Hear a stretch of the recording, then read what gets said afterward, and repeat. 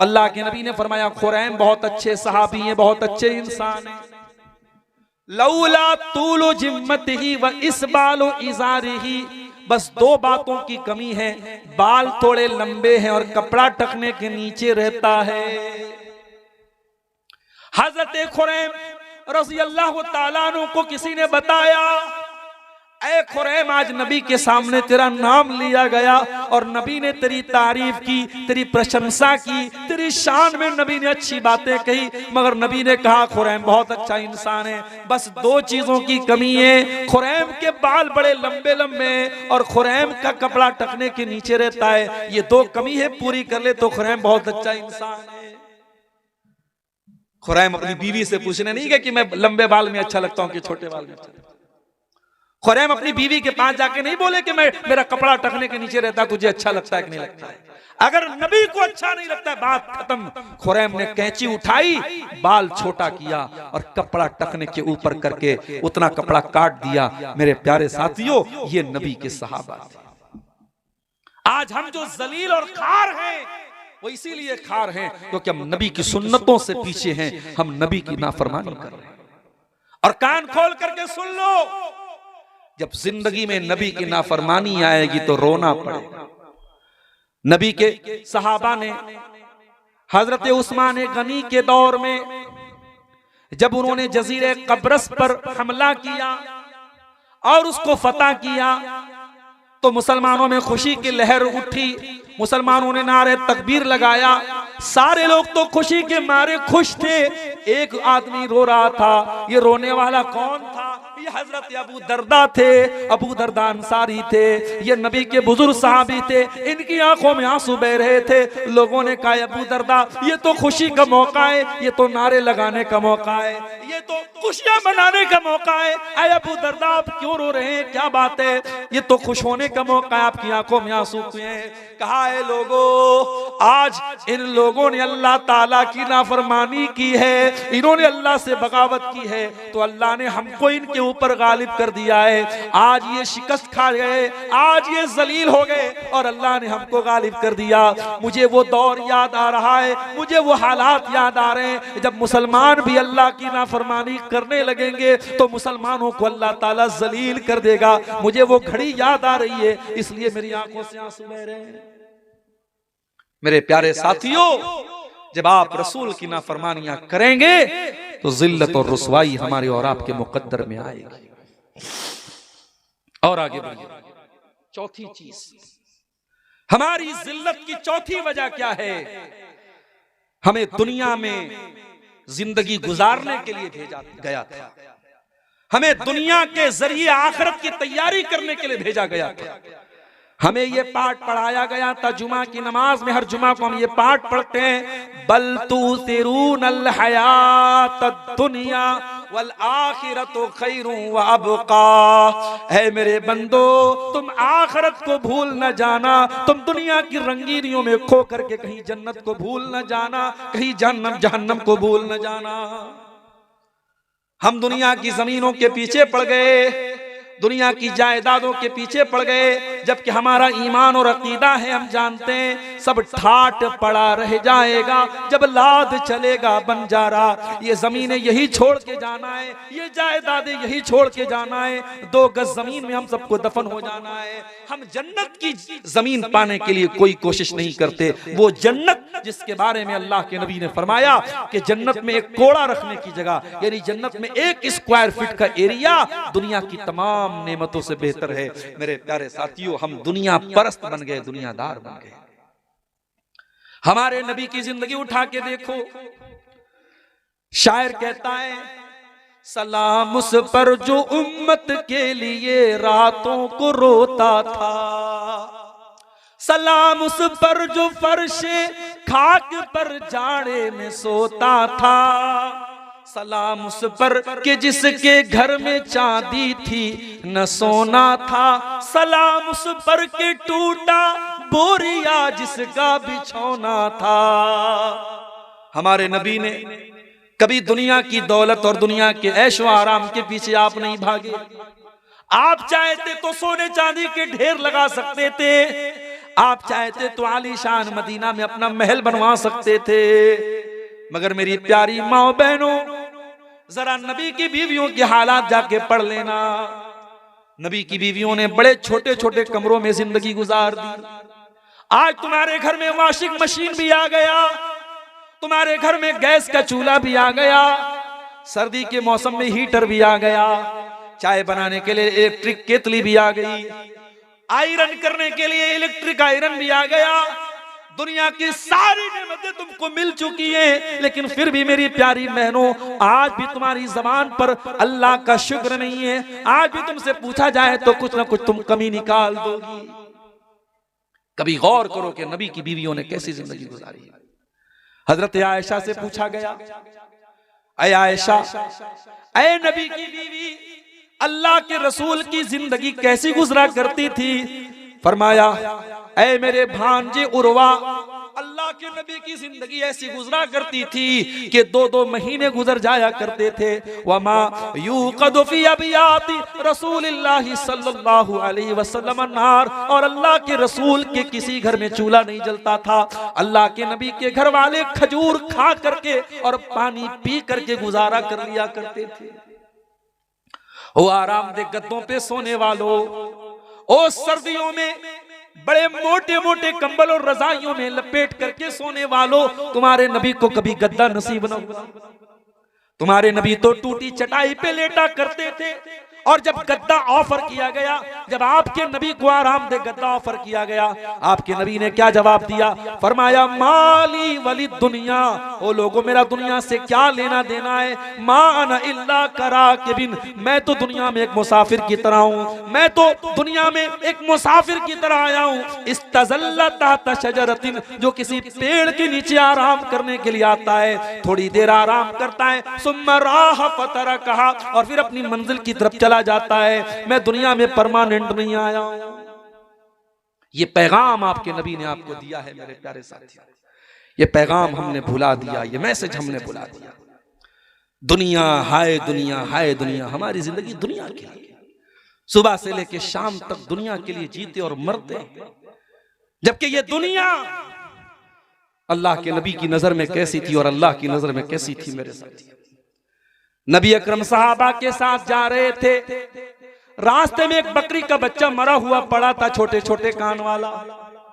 आपने उस मरे हुए बकरी के बच्चे के कान को पकड़ा। सही मुस्लिम की रिवायत है, आपने पूछा क्या है मेरे सहाबा, इस मरे हुए बकरी के बच्चे को कौन 1 दिरहम में खरीदेगा? सहाबा ने कहा, अल्लाह के नबी, 1 दिरहम की बात आप क्या करते हैं, इसको फ्री में भी हम लेने को तैयार नहीं होंगे, मरा हुआ है, बेकार है। आपने फरमाया, ऐ मेरे सहाबा, ये मरा हुआ बकरी का बच्चा जो तुम फ्री में भी लेना नहीं चाहते हो, कान खोल करके सुन लो, लद्दुनिया अहवनु अलल्लाहि मिन ज़ालिक, अल्लाह की नजर में दुनिया इस मरे हुए बकरी के बच्चे से ज्यादा हकीर है। अल्लाह की नजर में दुनिया की कोई वैल्यू नहीं है। मैं आपको दुनिया छोड़ने की बात नहीं कर रहा हूं, दुनिया कमाइए, बहुत खूब पैसा कमाइए, इस्लाम में मना नहीं है। पैसा नहीं कमाएंगे तो मदरसे कैसे चलेंगे, मस्जिदें कैसे चलेंगे? दुनिया कमाओ मेरे प्यारे साथी, मगर दुनिया को प्राइमरी मत समझो, दुनिया को सेकेंडरी समझो। दुनिया को दूसरे नंबर पे रखो, पहले नंबर पे आखिरत को रखो। कारून का नाम सुना है? बहुत पैसे वाला था कारून। इतनी दौलत थी कारून के पास कि उसकी दौलत के जो खजाने की जो चाबियां थी बड़े बड़े पहलवान उठाते थे। जब कारून को अल्लाह ताला ने नसीहत की तो कारून से क्या कहा? अल्लाह ने ये नहीं कहा, ऐ कारून तेरे पास इतनी दौलत है, मदरसे में दान दिया कर, मस्जिद में दान दिया कर। अल्लाह ने क्या कहा?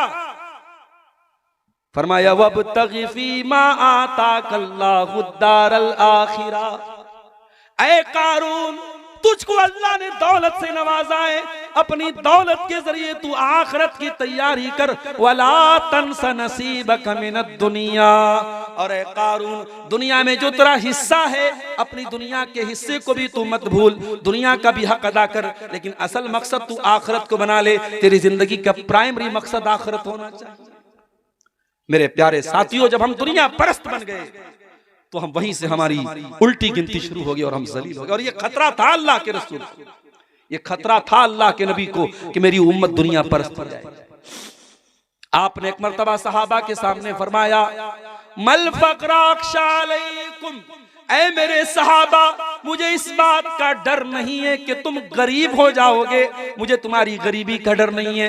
वलाकिन अख्शा अलैकुम अन तुबसत अलैकुम दुनिया, मुझे डर इस बात का है कहीं दुनिया तुम पर कुशादा न कर दी जाए, कहीं दुनिया तुम पर फैला न दी जाए जैसे तुमसे पहले के लोगों पर फैला दी गई। फतनाफसूहा कमा तनाफसूहा, और जैसे पहले के लोग दुनिया हासिल करने के लिए लड़ा करते थे तुम भी लड़ने लगो। तुहलिकुम कमा अहलकतहुम, और दुनिया तुमको हलाक कर दे जैसे उनको हलाक किया था। तो ये चौथी चीज है मेरे प्यारे साथियों, हमारी दुनिया परस्ती भी हमारी जिल्लत और रुसवाई का एक बहुत बड़ा सबब है। और पांचवी चीज, हमारी इल्म दीन से दूरी। हमारे पास दीन की नॉलेज नहीं। कितने लोग हैं उनको नमाज का तरीका नहीं आता, वजू का तरीका नहीं, तयम्मुम का तरीका नहीं, जनाजे की नमाज का तरीका नहीं, नमाज की दुआएं याद नहीं, कुरान नहीं पढ़ा उन्होंने। इल्म दीन से हम बहुत दूर हैं मेरे साथ। और सीमांचल में मैं बार बार हर जलसे में एक बात कह रहा हूं और बड़ी जिम्मेदारी के साथ ये बात कह रहा हूं।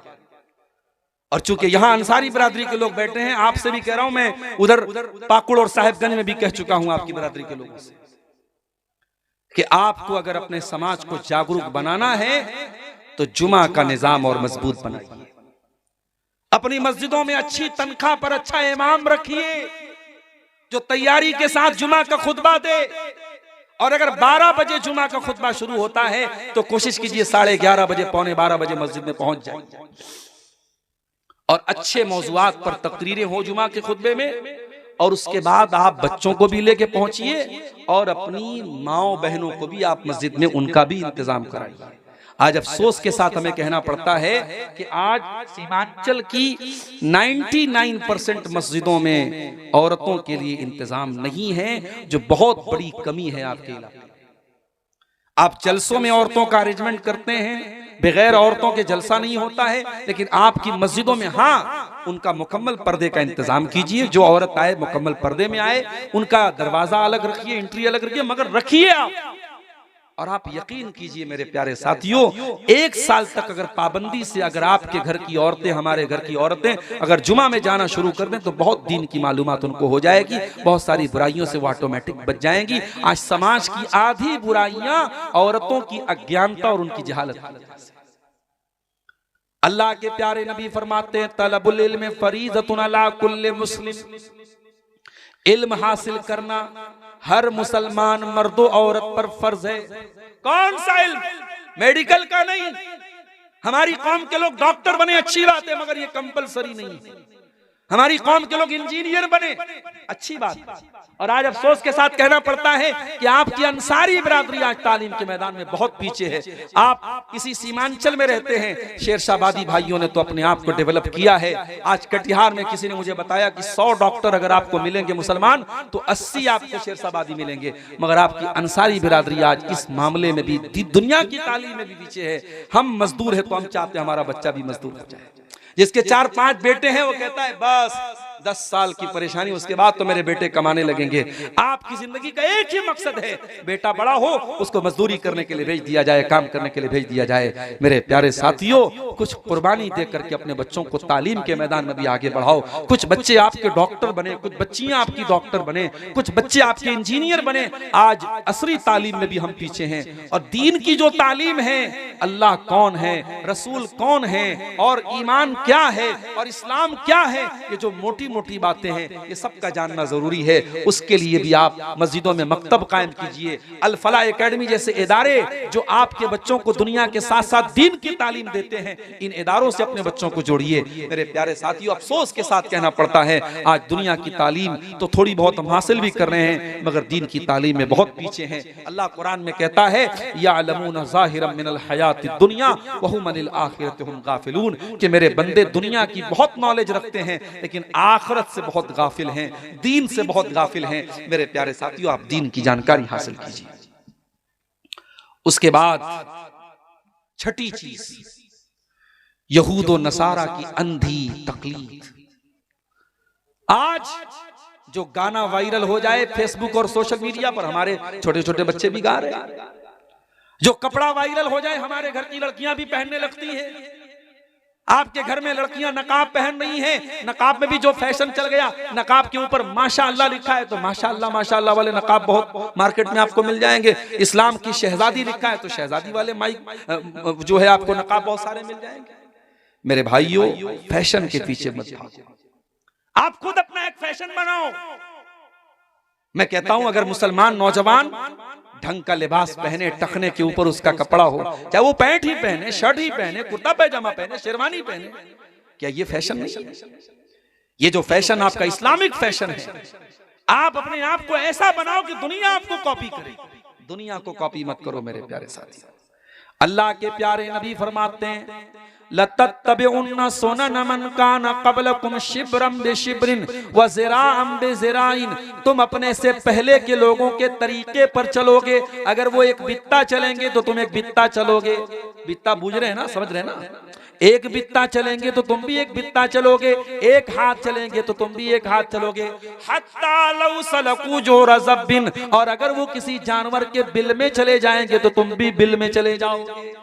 Happy new year. मेरे फेसबुक पर भी 2-4 लोग मुसलमान जुड़े हैं किशनगंज के और कहां के, देखा साहब वो हैप्पी न्यू ईयर मना रहे हैं।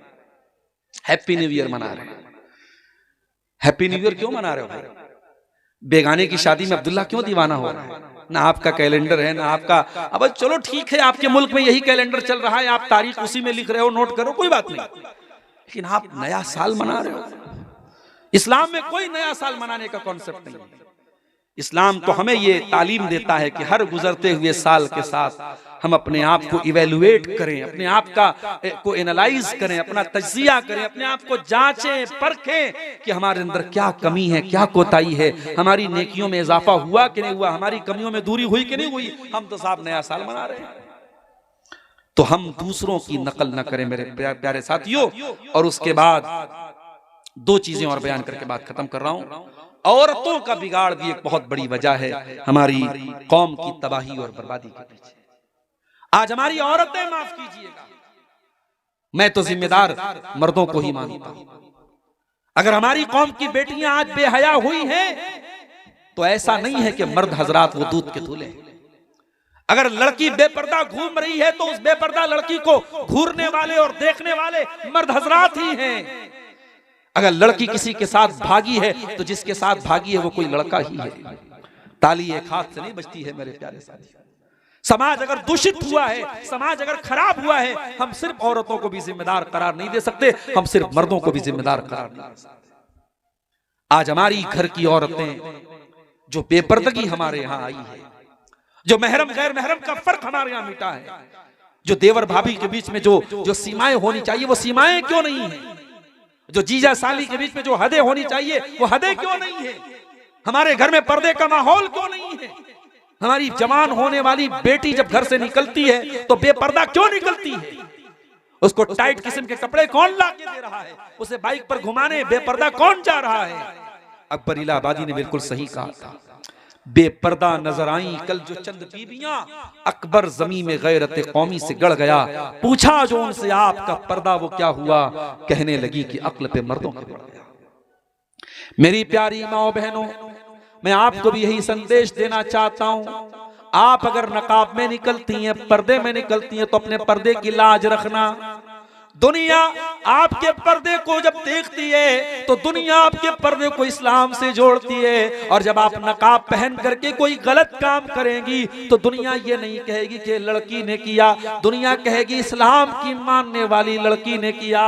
ओ मेरी प्यारी माँ बहनों, अपने नकाब की लाज रखना, अपने पर्दे की लाज रखना, अपने हिजाब की लाज रखना, अपने हिजाब की इज्जत का ख्याल करना। अपने घर से जब भी निकलना तो नकाब और पर्दे में निकलना, और जब तक ये पर्दा है तुम्हारे अंदर तो सिर्फ एक ड्रेस इसको मत समझना, ये पर्दा एक कल्चर बताता है जो इस्लाम का कल्चर है। ये पर्दा दुनिया को ये मैसेज देता है कि आप इज्जतदार घर से आपका ताल्लुक है। और नौजवान लड़कों से कहना चाहूंगा कि अपनी निगाहों को नीची करके चलो, जमाना बहुत खराब है, बहुत बेहयाई फैल गई है, मगर अल्लाह ताला के आपको हिसाब देना पड़ेगा कि तुमने अपनी निगाहों को बेबाक कर दिया। क्यों तुमने अपनी निगाहों को आवारा छोड़ दिया? इन आंखों से गलत चीजों को अगर देखते हो तो ये आंखों का जिना है। अपनी आंखों को जिना से बचा लेना। इंस्टाग्राम और स्नैपचैट पर बेहुदा वीडियोस देखने वाले नौजवानों, अपनी आंखों के साथ साथ अपने शरीर को और अपनी जवानी को बर्बाद मत करो। कहीं ऐसा न हो कि ये गंदी चीजें देखते देखते तुम इस कदर कमजोर हो जाओ कि एक वो दिन आए कि जब तुम शादी के काबिल भी न बचो, तुम बीवी बच्चों के काबिल भी न बचो, तुम्हारी जिंदगी से रौनकें खत्म हो जाएं, तुम्हारी जिंदगी से खुशियां खत्म हो जाएं। और आखिरी बात बयान करके मेरे प्यारे साथियों मैं आपसे इजाजत लूंगा। वक्त काफी ज्यादा हो गया, सर्दी का मौसम है, मैं तबीयत की नासाजी के बावजूद काफी देर से आपके सामने खिताब कर रहा हूं। एक आखिरी पॉइंट पर बात खत्म करता हूं। आज हमारी जो जिल्लत और रुसवाई है मेरे प्यारे साथियों, उसमें एक बहुत बड़ी वजह तवक्कुल की कमी है। हमें अल्लाह की मदद पर यकीन नहीं है, हमें अल्लाह की तकदीर पर यकीन नहीं है। याद रखो, हम मुसलमान हैं और मुसलमान जिन चीजों पर ईमान रखता है उसमें से एक अल्लाह की तकदीर है। हमें अल्लाह की तकदीर पर भी हमारा ईमान है, हमारा ये अकीदा है, कुल लन युसीबना इल्ला मा कतबल्लाहु लना। हमें नहीं पहुंच सकती कोई मुसीबत जब तक अल्लाह हमारे मुकद्दर में न लिख दे। अगर अल्लाह ने कोई मुसीबत हमारे मुकद्दर में लिख दी तो दुनिया की कोई ताकत हमें बचा नहीं सकती, और अल्लाह ने अगर बचाना लिखा है तो दुनिया की कोई ताकत हमें वो मुसीबत दे नहीं सकती। तवक्कुल करो, अल्लाह की जात पर यकीन करो, पक्के ईमान वाले बनो। अगर तुम्हारा ईमान पक्का होगा अल्लाह तुम्हें रुसवा नहीं करेगा। मेरे प्यारे साथियों, मैंने खुतबे मसनूना के बाद जो आयत पढ़ी थी उस आयत में यही पैगाम आपको दिया गया है, या अय्युहल्लज़ीना आमनू इन तंसुरुल्लाह यंसुरकुम व युसब्बित अक़दामकुम। ऐ ईमान वालो, जब तुम अल्लाह के दीन की मदद करोगे तो अल्लाह तुम्हारी मदद करेगा और अल्लाह तुम्हें साबित कदम रखेगा, अल्लाह तुम्हारे कदम को मजबूत रखेगा, अल्लाह तुम्हें टूटने नहीं देगा, बिखरने नहीं देगा। याद करो अपने नबी के दौर के हालात।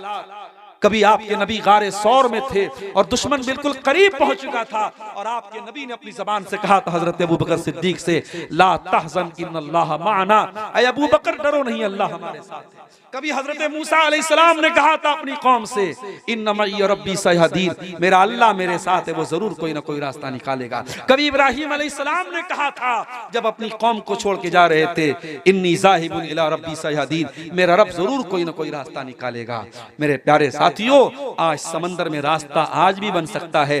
हमारे पास मूसा के ईमान वाला असा तो हो, मूसा के तवक्कुल वाला असा तो हो। अपने तवक्कुल को मजबूत कीजिए, अपने ईमान को मजबूत कीजिए। ये कमजोरी की चादर उठा के फेंक दीजिए, ये जिल्लत और रुसवाई और बुज़दिली की चादर उठा के फेंक दीजिए। बुज़दिल न बनो, कमजोर न बनो। और मेरे नौजवानों, मैं आपको मैसेज देता हूं, ताकतवर बनो, जिम जाओ, शरीर को भी ताकतवर बनाओ, सुबह जल्दी उठो, फजर की नमाज में उठो, अल्लाह के साथ अपना ताल्लुक मजबूत करके ईमान वाली ताकत भी पैदा करो, जिस्मानी ताकत भी पैदा करो, पढ़ लिख करके तालीम की ताकत भी पैदा करो। हर एतबार से ताकतवर बनो।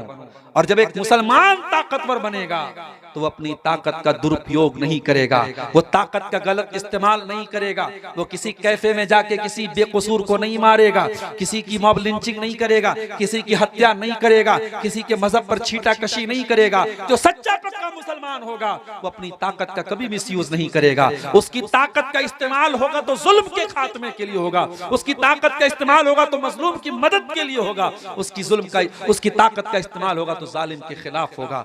मेरे प्यारे साथियों, ताकतवर बनिए, देश के काम आइए, कम्युनिटी के काम आइए, समाज के काम आइए। आखिरी हदीस पढ़ के बात खत्म कर रहा हूं। अल्लाह के प्यारे नबी ने फरमाया, खैरुन नास अनफअहुम लिन्नास, लोगों में सबसे बेहतरीन वो है जो लोगों के लिए लाभदायक हो, जो लोगों को फायदा पहुंचाता हो।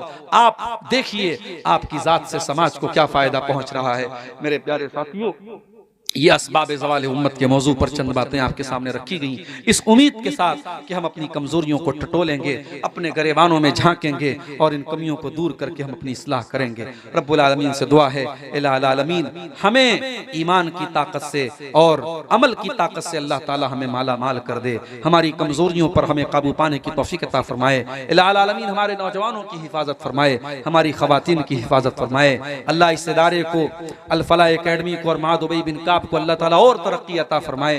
जो असहाब खैर इस इदारे का इन इदारों का ताउन कर रहे हैं, अल्लाह उन्हें मजीद इन इदारों को मजबूत करने की तौफीक अता फरमाए। अल्लाह हमें अपने बच्चों को दीनी तालीम और दुनियावी तालीम दोनों मैदानों में आगे ले जाने की तौफीक अता फरमाए। रब्बुल आलमीन जब तक हमें दुनिया में जिंदा रखे, इस्लाम पर जिंदा रखे और हमारा खात्मा ईमान पर हो।